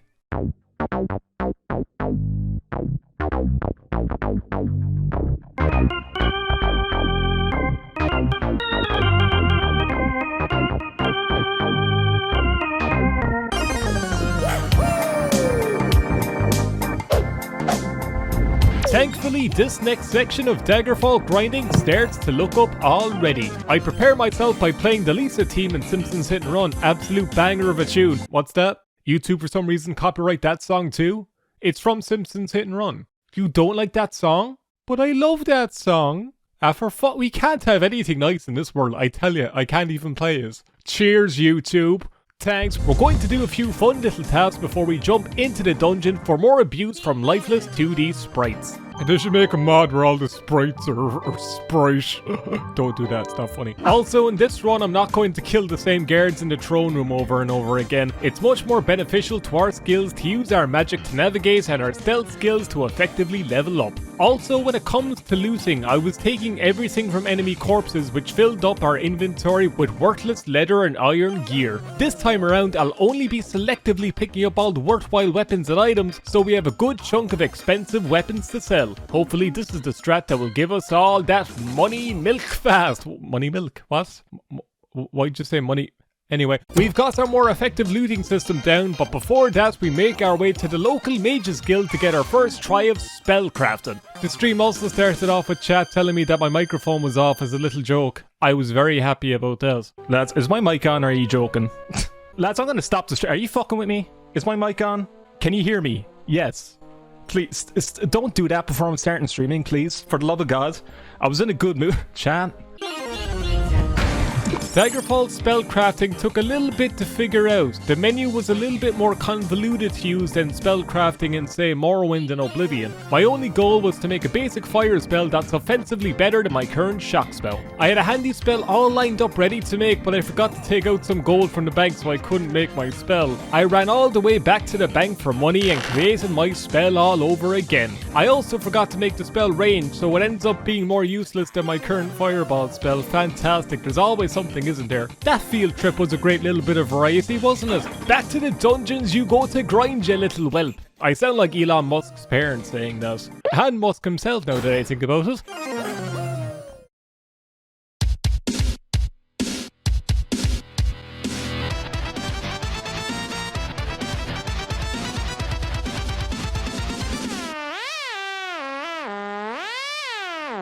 At this point, we've discovered a handy little exploit when it comes to our magic. If we get hit by the area of effect by our own fireball, we absorb the magicka. Seriously. It means that I can cast fireball at enemies, absorb my own magicka, and keep casting the spell. It's an overpowered loop, and you know what? I'm exploiting the feck out of this. It even works when casted at walls. Am I becoming a YouTuber who finds exploits in games and breaks them? They should call me the Spiffing Irishman, a lad that drinks stout and yells into the mic at you. No way, scratch that. I think that name is taken. Anyway, Daggerfall has given me so many losses that I need to take a win here. Is it in the game? Then it's fair game. Bethesda's also well-known little motto. I've also been told that this exploit was even more overpowered in the original DOS version of Daggerfall and was nerfed in Daggerfall Unity. Hard to believe since it's still incredibly powerful here. Daggerfall is brilliant. I believe I'm absorbing less magicka than I would have been able to in the original version, but it's still giving us a good leg up, and I'm grinding my destruction skill pretty fast. It is going up right quick. The system of only picking up expensive weapons is working very well. I'm also able to pickpocket gold from enemies even while in combat, so plenty of skills are advancing and lots of good loot is dropping. Now I pinch 5 gold, haha. I pinched your gold. I also found a nice blouse called a peasant blouse and not a pleasant blouse. Yeah, okay, that's normal, I suppose. Anyway, it is the city of Daggerfall. A pleasant blouse. Let's wear a pleasant blouse. Oh yeah, it is peasant blouse. Ooh, I thought it said pleasant. I was looking at the positive aspect of it. Everyone's saying, Mickey, it said pheasant blouse, you fucking stupid idiot moron. Let me exist in my happy fucking world where it says pleasant. Let me be happy, alright? You have to bring me down. Mickey, it said peasant, not pleasant. You know, I'm gonna bring you back down to earth, buzz. You know, life isn't easy.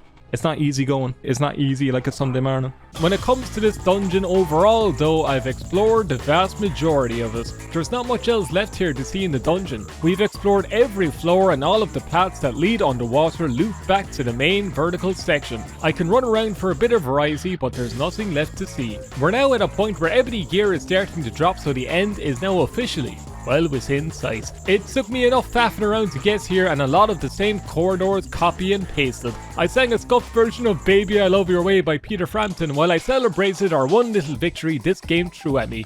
Ebony left pauldron, ooh baby I love your way. Every day we're getting ebony gear, we are. Loads of stuff. Are things starting to look up? For once. I also went over my brilliant idea of an official Elder Scrolls fighting game. Almalexia, Dagoth, Alduin, a Martin Septim that can summon Akintosh, the Adoring Fan is a summon. Everyone is here! Elder Scrolls fans breaking their monitors, losing their minds over 2DS XTS being added in the next pack. Bethesda hire me, that'd be an absolutely brilliant game. Imagine Nazim being announced from a 240p Evo video and the whole crowd just lose their collective shit. Let's go. Do you get to the Cloud District very often?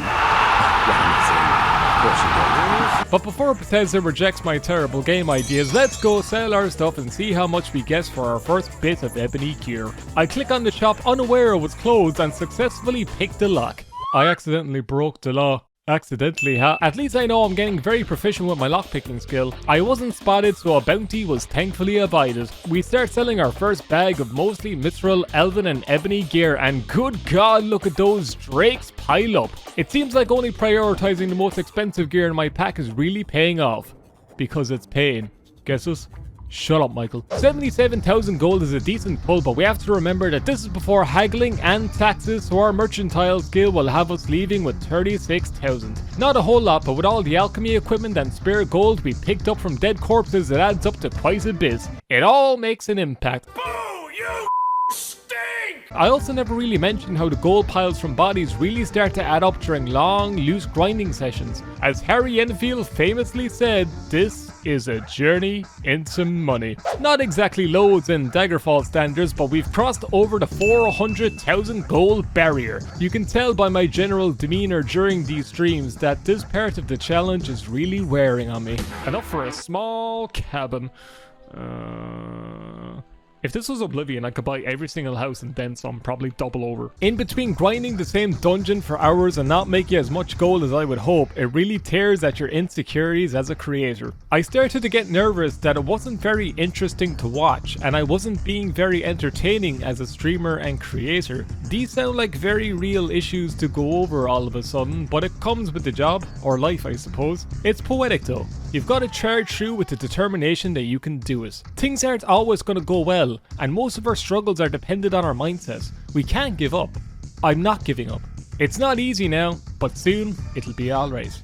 We're continuing on and it's going to get finished. We've also crossed over into level 10. No small feat in this very claustrophobic town and tomb. It's funny, at the beginning it seemed like we had so much opportunity in this city, but the more we do, the more the virtual walls seem to close in and I feel more isolated. An odd consequence of basing your mental health on one very specific arbitrary challenge in a video game from 1996. I also forgot to set my anchor again and got a little perturbed.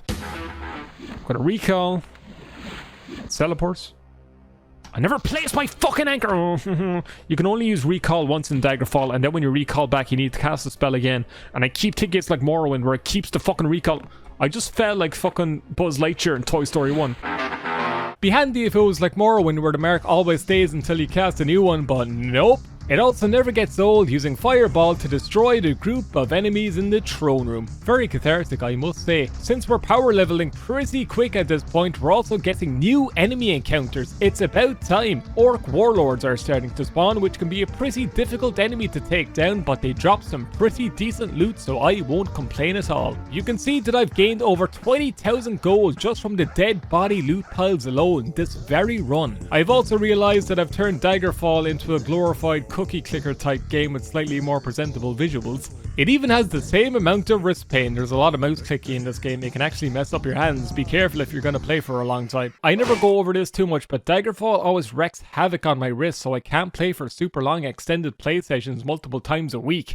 I'm getting old. There's also this lone pig that's here in the depths of Daggerfall Castle. I almost feel bad for this isolated little swine. Their only entertainment being the trickling sound of water from the many cobbled walls and the far off screams of skeletons and ghosts. Will they ever break free from this cramped cold cell? Well, tough shit for them. I don't feel 1 ounce of sympathy. You know why? Because you can just walk easily out of the cell. If I can walk straight through, why can't the pig? You little moron. I'm leaving you here, bud. Best of luck. I harass one of the guards while on my horse because that's just a fun thing to do. It's over. I have the high ground, which means I'm more important to society. Fine ass though, I must say. Also, BoJack Horseman makes a guest appearance from the shop window. Where's Todd? Todd. I love his face. I love Todd. I only want the best for Todd. He's the new Nigel. He's got his future in British Steel, hasn't he? We also officially named our horse Spaghetti. I think it's a very fitting name. I also just like the name Spaghetti. Also, doesn't the banker look like the guy from No Country for Old Men?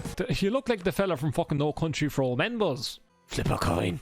Is that why you're a banker? Rest in peace to Cormac McCarthy. Pour one out for a great author, lads. I've made 130,000 gold this stream and we were 3 hours in at this point. So isn't that a nice fact? I also saw my future as a content creator who eventually becomes a father. A child arrived just the other day. Came to the world in the usual way, but there was trains to catch, bills to pay. He grew up while I was away, and I'm gonna be like you, Dad. You know I'm gonna be like you. And the kids in the cradle and the ebony helm. Little boy blue and the Daggerfall spoon. When you coming home, Dad, I don't care, son. I'm playing Daggerfall. I'm gonna have a good time, son. It's just a song about a dad. He just doesn't care about his songs. He's too busy playing Daggerfall. Is that my future? Dad, can you stop playing Daggerfall and bring me to the park? And fuck off. Don't come into my study. Dad, you're only playing games. Like, you're not a YouTuber anymore. They were all executed in the New World Order, weren't they? Get out of my room. Fuck off. I'd be a great father. But folks, it happened. It took so goddamn long. But it happened. I can't believe I get to say this, but we finally encountered our first bit of Daedric gear. It was a weapon drop. We're gonna be rolling in the moolah soon like a Gluckin from Oddworld. I can proudly say that I grinded Daggerfall long enough that I obtained Daedric gear without leaving the city of Daggerfall at all. Oh, it's a joyous occasion. In the words of the Chuck E. Cheese mascot, Packers! I'll never do that again. The damage output is kinda shite. It is a saber, but let's fucking go! It's also interesting to see Daedric weapons being molded into sabers. How does that work in the lore? Do they sail big lava ships in the realm of Oblivion? That'd be kinda cool to see actually, big Daedric pirates sailing through hellfire. Now let's go sell it and see how much this penultimate stream gives us in terms of wealth. It better be positively bountiful. I love my bounties. Sometimes I feel like the only one. Seeing that gold quickly rise up from our plentiful amounts of ebony, adamantium, orcish and one piece of Daedric is awe-inspiring. 185,000 is the true worth of it all, but how much will we get after haggling? 87,000. Not bad. Not bad at all at all. That's about 100,000 a run when we also account for our enchanted gear, jewellery, alchemy, items, the gold piles on the dead bodies and so on. At the end of this 4-hour stream, our final tally for gold is 611,000. Now the final stream draws near and we're finally going to be done with this whole ordeal. Let's not waste any time, folks, and jump in to the final run.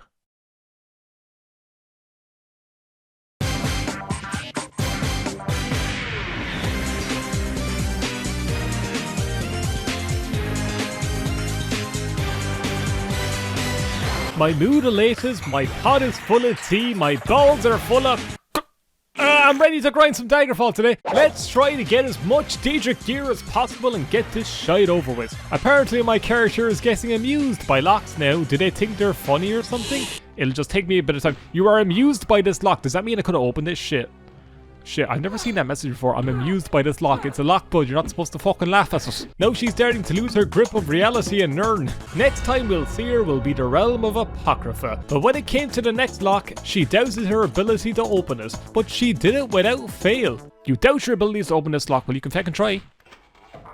Well, isn't that a nice life lesson? Don't ever doubt yourself. Even if you doubt yourself, if you give it a try, you might be able to do it. Isn't that a good life lesson for today? Never doubt yourself. You'd be surprised at what you can do. I want to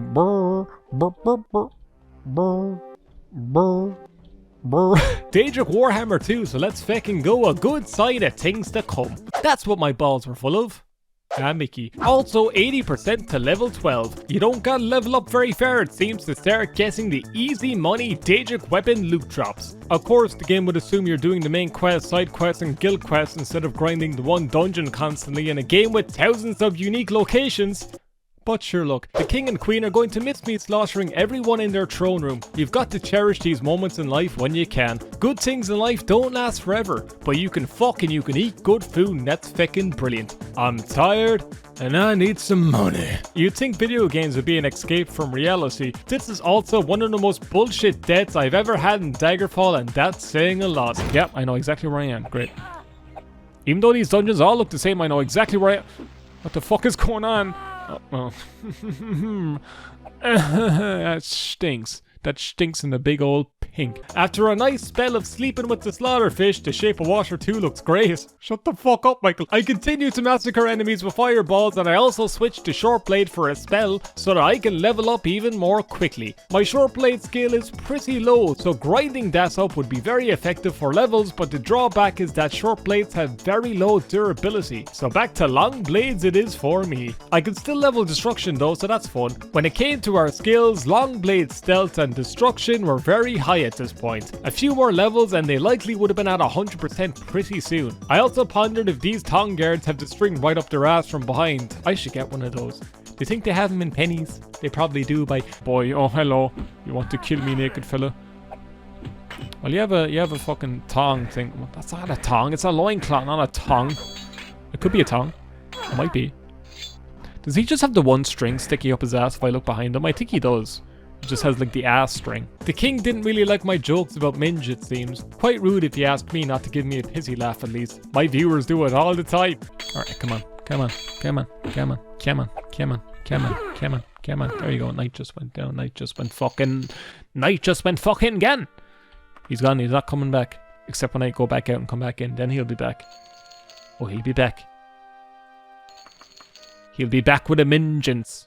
That's like vengeance, but with the word minge replaced for comedic effect. It took an aggravating amount of time to find another Daedric item, but look, I'll take this one. Ooh, Daedric Saber. Ooh, 9/18.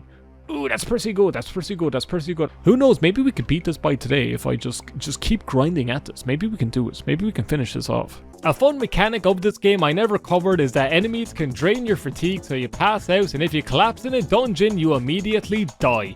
Isn't that just a bundle of fun? Thanks for all the magic, eh? Spell absorption in this game, fucking overpowered. Magic in Elder Scrolls. Drop to the ground, completely exhausted, okay. Remember when I just called myself overpowered? Brilliant. Levitating and casting fireballs will also never get old. I also really admire this one loot player that's just jamming the same chord for all of eternity. I wish I could have such ignorance in life to be happy. That was a little too real. I love how he's still just jamming. No matter what, he's jamming away the same fucking chord for billions of years, jamming. And I hope you like jamming too. I'm losing.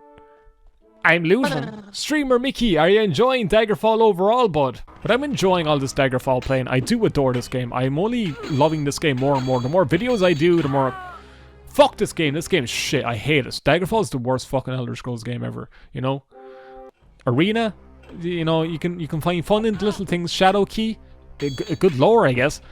Travels is a game. But fucking Daggerfall, terrible. Hate it. Worst game ever. Never gonna play it again after this. Watch. Fucking watch. I'm not even gonna finish my point. I'm not even gonna fucking, oh, I love Daggerfall. Nah, shit. Terrible. Awful. Terrible. It's only at this point too where I notice I have a buoyancy spell that would have been really handy for escaping water quickly. I even mentioned earlier on in the video that escaping slaughterfish quick is nearly impossible. Good job once again, Micky. But at least I'm learning. So that's something. My backup adamantium dagger also broke pretty quick. So there goes the dream of quickly grinding my short blade some more. I feel like that one fell in the Banshees of Inisherin. I put my good long blade all the way back into my wagon at the beginning of the dungeon, so I guess we're just gonna have to put up with fireballs for a while. I equipped the first dwarven longsword we get just for a little bit of defense and grinding more long blade skill. I cast a levitate spell on this orc to lift up his spirits, guess it? Or before killing him. Yeah. Daedric Mace 2 can't complain at all. Here's my ZZ Top tribute to celebrate this. Ooh, Daedric Mace. Give me all that, give me all your mason. All your love and kisses too. Give me all your maces. We're getting good loose. Yep. I was trying to think of something that rhymed with two. More Daedric armor pieces would be dope to equip before we finish up all of our work here. We get a second right pauldron though, I already have one, so right into the selling pool you go, bud. I tried to recall to drop off all of my loot and I fucking forgot again! You could hear from my voice that I was very happy about that fact. And you must set an anchor before you can teleport. I forgot the anchor. Brilliant! That's brilliant. That's brilliant. I make a very bad pun and I die because of it. Alright, Elven Greaves. Yo, I'm picking up griefs. You're giving me grief. Do you guess what? Do you get my witticisms? I also make a good statements on current society. You cannot sleep now, but I wanna fucking go to bed. I wanna go to bed. It's a tough life. You gotta sleep to get your energy up, and then you can go to work like a good little capitalist. I'm not in the system. I make fucking Daggerfall videos. Fucking take that, society.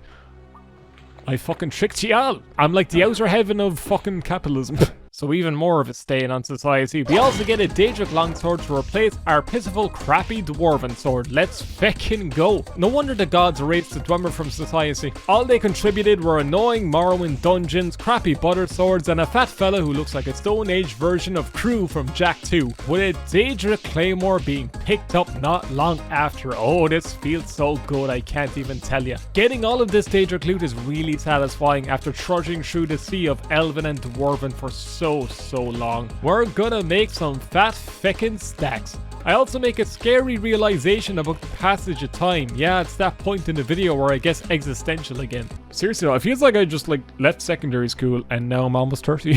It's fucking scary. But yeah, that's just life. That's just life. But I get back to the fun video game talk pretty quick and knock a woman into the water to get slaughtered by the fish. You guess what? Finally, we get back to the castle's entrance, and now let's see what a full cart of Daedric will get you. Will this be the penultimate session of selling our guff? We're going to see everyone. Like a pirate, we're going to see. I harass the guards by going into grab bows. See that nice little rump? I'm gonna go into I'm gonna grab modes. Guess what? Into the blacksmith and seeing how we do. Big money, big money, big money. Come on, let's go. 400,000 is what it's actually worth and 200k for its selling value. We're stupid close now to our goal and I can almost taste us. I'm not gonna lick my mic. It costs a lot of money. Since it's so much gold, we're given letters of credit and I deposit it all into our bank. And 800,000 beautiful drakes is now where we stand. Worlds apart, hearts broken in two. But this is it, folks. The dawn of the final stream. So welcome back, everyone. Everyone's looking at me. They're all delighted, aren't they? They're all, oh, you're the fella who's about to make $1 million gold. Have my kids. I start off our last excursion by insulting Marvel fans with my opinions that are definitely worth hearing. This is like Avengers, but not shit. You know, fucking Marvel movies are awful. Fucking, don't you lie to me. Think they're good. Go to write them. Go to write fucking... Lads, there's films called Ant-Man and you want to convince me they're good, right? I've seen it. I've seen that Spy Kids knockoff and Paul Rudd was in it. Isn't he great, Paul Rudd? He's my favourite fucking fella. Someone should make a Paul Rudd mod for Daggerfall. Someone do that so I can not pay you first. I intend to spend a good amount of time in our last exploring session to make sure we get as much gold as we can possibly get. $1 million isn't the goal no longer. How about we smash it? It's very possible to achieve, so feckin' why not? I want a big bastard of a house. I thought I found a cool dwarven buckler, but it had an armor rating of 1. Good start so far. I've got a pot of tea, I'm settled in, so let's get this over with, and I drop to the ground exhausted and I get killed immediately. This game really hates me. I'm properly convinced at this stage. Halfway to level 13 now and it'll be good to see a sea of red weapons once enemies go down. A fireball. Fuck yeah. Fuck yeah. Fireball on those buns, hun. Oh, I'm gonna make hot crosses out of you. It takes out. The fireball spell is starting to get considerably weak at this point. It's still good for clearing out groups of enemies, but we're starting to out-level it. I think my character is being heavily weighed down by the burdens of life because she drops down to the floor pretty consistently now. Consistently, that's a big word for your channel, ain't it? Why are you insulting yourself? You should be nicer. Micky, Short Blade was really annoying to use considering my skill in it was so low and I was getting pretty impatient this far in. At this point we're probably over that million by now, but I want to grind it out just that little bit more to make the most out of this high level looting that I've worked so hard to achieve. What a word salad that was. But now I don't have much else to prove.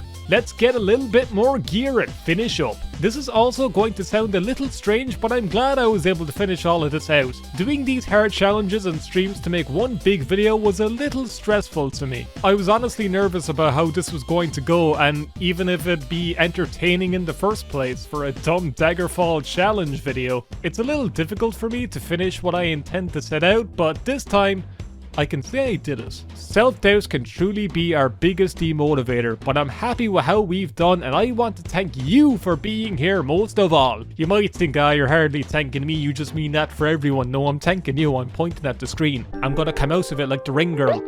I'm thanking you. This is one of the best careers I can truly ask for. There's also going to be loads more dope challenges in the future that I'm really excited to start, so stick around for that. More self-promotion. I've worked hard enough, okay? I'm gonna slip it in. Anyway, I stabbed some more orcs up the arse because it was funny. I also remind people to watch the absolute classic of a movie, Sing Street. Did you ever watch Sing Street? Brilliant movie. Great Irish film. Very good. I'll say it again. Watch it. You better. I'll be skulking in your house to make sure. I've already done it twice, you just didn't know. Also, this is a very suspicious looking flag. I'll just let past me react to it for you. I'm selling all the stuff here, so I guess, that looks like a willy. Oh, fuck, that's a willy. Daggerfall, that's a willy. God, isn't past Micky such an idiot? What a dumbass. Anyway, orc warlords are also a bit of a challenge, so it's good to feel on my feet for a bit gameplay wise. It was pretty easy going for a long old time. I also hear some scary and malicious laughter. Is it a new enemy type that I can expect to encounter often, or has this video finally caught up to my mind and I'm hearing things? I hope it's the former, not the latter. Someone's laughing. Who's laughing at? Who's giggling? Okay, who's that? Is that? It sounds sexy. Apparently it was a very alluring water demon, but she had old school pixel cleavage, so we couldn't gawk at it for long, I'm sorry to say. I also realized this far in, these little wall lanterns were casting spells at me. Guess I'll explore these zones. Yeah, these things are casting spells. That's what's casting the spell. Oh, well, it's nice we figured that out. Just towards the end. Oh well, it took me this long. How many streams? How many hours? It was the lanterns that was doing it. I wasn't getting a whole lot of drop Daedric gear this run, so I used my recall to cast back, and yeah, you could guess what happened. So I trudged all the way back and forth and made a few last trips with my trusty cart that I carry around outside of dungeons and towns and pull out of my ass whenever I want but can't bring with me whenever I enter a dank little tomb. But anyway, I come back into the center throne room with a vengeance because I am sick of these guards to my absolute core. Aren't you glad I didn't say revengeance? Oh wait, I kinda did though. Shite. This run though, we're getting a few more trickles of Daedric and plenty of Elven and Adamantium gear, so the finish line is closer on the horizon. Also, dropping to the ground from my fatigue being damaged is really starting to become a major issue. So much so that it makes me do my best Marge Simpson impression, something that I'm very proud of. I need variety, I'm dead.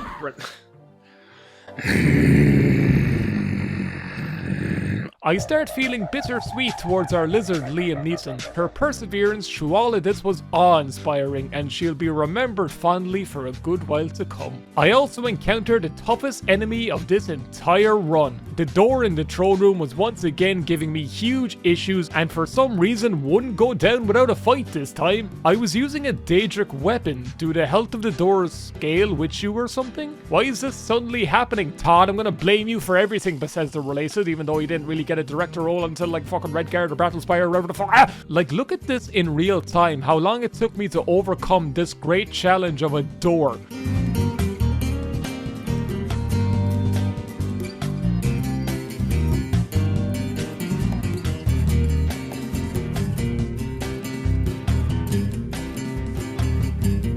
It's even more annoying as attacking doors with your weapon uses up its durability, so you have to be more careful in standard playthroughs. It's brilliant. My advice is to take lockpicking as a skill because there's locked dungeon doors and houses absolutely everywhere. Very handy skill to invest in. Also, not that many NPCs spawn at night, so have fun with it. Now we're finally getting some Daedric armor peaches?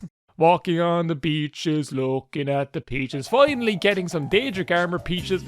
I did it again. Finally getting some Daedric armor pieces, which I equip immediately. This guy also takes a huge drop and survives, which means his bulging calves must have cushioned the fall quite well. I also get confused about how to pronounce the word dre for the millionth time and have a great internal argument with myself about it. Dre. I keep forgetting how to pronounce that. I think it is like Drew. Like Drew Pickles. That's exactly what it's like. It's exactly, yeah, Michael, Drew Pickles from fucking Rugrats. That's what it's after. But this is finally it, folks. The last run. Let's get some fat loot and get this completed.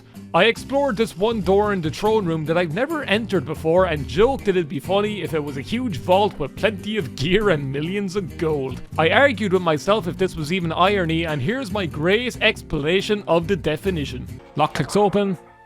A little bit loose here. Imagine there's like full ebony here, just like a full like fucking vault, millions of gold. Wouldn't that be funny? Wouldn't that be ironic? Is that irony? Is it irony? Because irony is like different definitions. People are like, that's not irony. Irony is when a fucking... Irony is when like, you know... A truck full of glasses crashes into the glasses shop. That's irony, you morons. Our wagon is almost full to the brim of fine weapons and riches. I discuss how good the old Lord of the Rings and Star Wars PS2 games were to keep me entertained for our final little grind. They were some fantastic games. To be fair, back to hip with the kids. Hippin' with the kids I am. Hippin' with the pippin'. Hippin' with the pippin'. I like that. It's like fucking Lord of the Rings. And the Lord of the Rings games are very good. Do you ever play them? Like Gollum. Brilliant. That game's supposed to be fantastic. I want to play the good games like Return of the King, Two Towers. I never played the Fellowship of the Ring. That looks like an interesting one. Battle for Middle-earth, fantastic game. Fantastic game. Brilliant RTS. Brilliant little strategy. Not much Daedric stuff though, so the dungeon is not being kind to me after all we've been through, but we'll be gone soon. So the joke's on you. Nah, I'm only messing, it's still on me. The joke's always on me. I'm used to a dungeon, and you know what? I forgive you. I also love how this little Daedric shield we encounter is just a buckler but red. It's so cute. It's a real good representation of the dark realm of Oblivion, I tell you what. Very spooky. One last bit of Daedric is all I ask before we finally leave, but it's pretty empty pickings. Halfway to level 14, but it seems like we'll be leaving this place while still at 13. A reasonably good effort, all things considering, to be fair. But here we are. The last run of the big, annoying throne room. Will the game be kind to me after all this time grappling with its deep mechanics and brutal difficulty for more modern RPG players? We got a big Daedric Daikatana, and with that, folks, let's just go. Let's just leave. Let's get out of here, babe. No big parsing final words except I'm just glad to leave. I don't even care. I just want to go.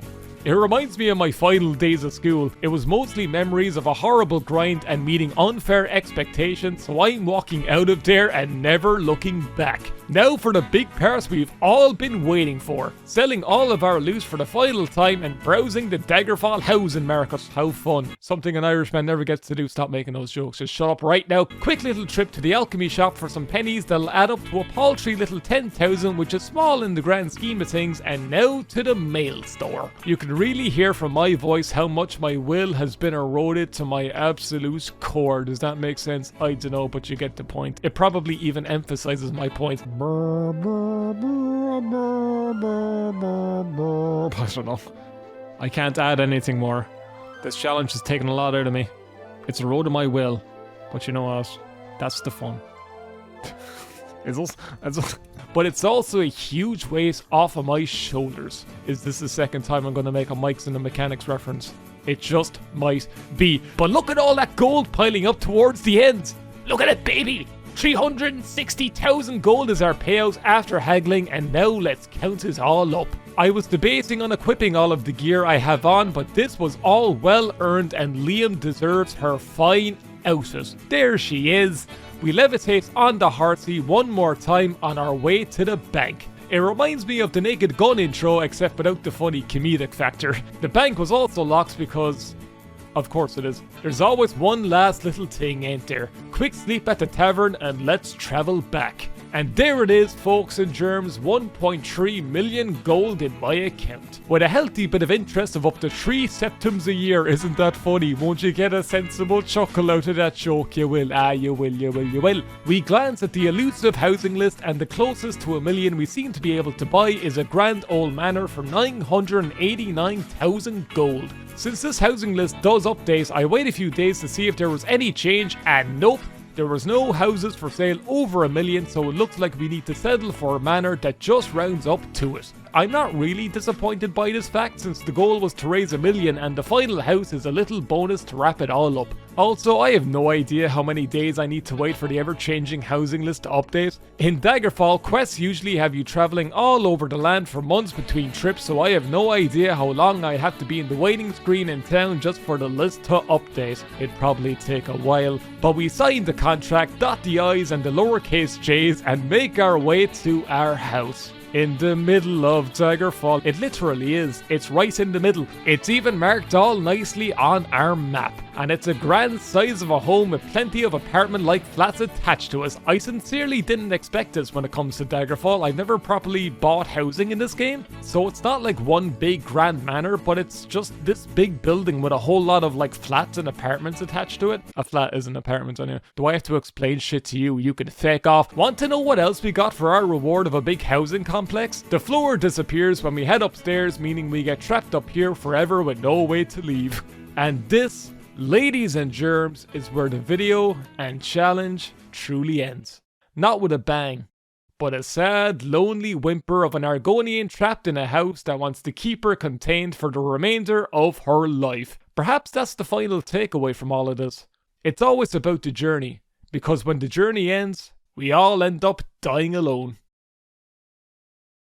Thank you to everyone who has stuck around to the end of this gargantuan video. At least it was to me. I have longer videos, but this one took the most amount of effort in scripting. So I really do appreciate you sticking around towards the end, you absolute legend and cheeses. It was great fun to put together, and I hope you had as much fun watching it than I did making it. I want to give a few thanks before this ends off. First off to Jew for the voice clips and moral support during the creation of this video, and the same to my good buddy Jabbo. Lads, you were both good shoulders to lean on during the creation of this video, so sincere thanks to the bossy. And everyone watching this video right now, go subscribe. You probably already are. You probably might be if you're in the Elder Scrolls and Fallout community, but if you're not, check them out. They're good lads. They're genuine folk. Also, a huge thanks to the thumbnail artist known as Revere. They didn't have anything they wanted to plug, but can we all just appreciate how great the full art piece is? It's absolutely fantastic. It's one of the best things I've ever seen, so thank you so much, bud, for that. You're an absolute legend and cheese.